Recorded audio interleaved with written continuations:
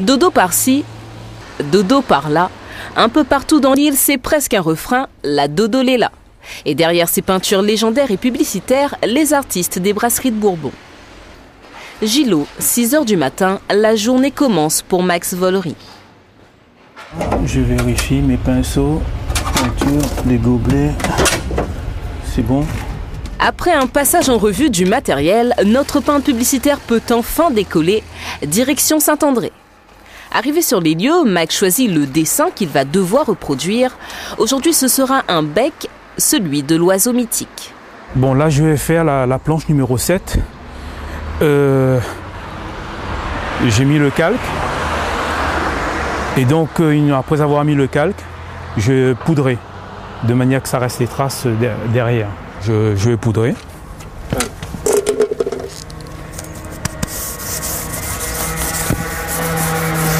Le même dessin que vous voyez ici va ressortir derrière, puisque le calque il est perforé. Donc la poudre va pénétrer dans les petits trous qui va être calqué sur le mur. Et donc le dessin ressortira par les petits trous. Voilà. Et après moi je vais remplir avec la peinture. Mais avant de s'attaquer aux couleurs, Max, en parfait artiste, a le souci du détail et de la précision. Il faut relier les points comme dans un certain jeu pour enfants, mais avec un crayon aiguisé à souhait. Je préfère ça parce que le taille-crayon lui-même, il affûte trop pointu. Et sur le mur, la mine risque de casser. Donc je préfère comme ça, voilà, je le fais à ma manière, de manière qu'elle soit plus résistante comme ça. Après les croquis, enfin, un peu de couleur. Les qualités d'un peintre publicitaire, évidemment le goût pour l'esthétisme et la peinture figurative. Patience, car il faut 3 heures pour faire un bec comme celui-ci.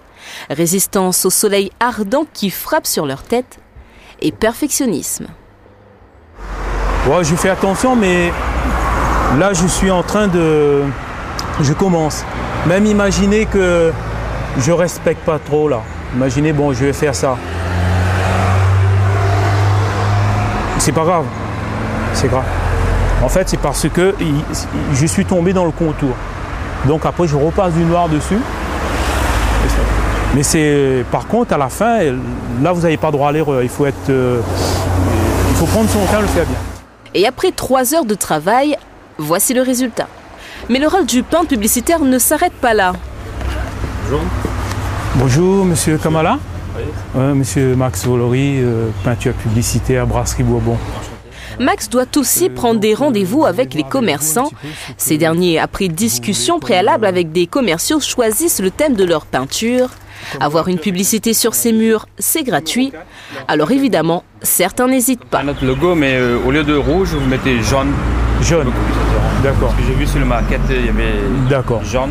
Et là, vous faites pareil, vert, de dos, les leurs. D'accord. Le gérant de cette petite boutique indienne n'a pas lésiné sur les moyens. Pour lui, ce sera la totale, bière, boisson gazeuse, tout y est.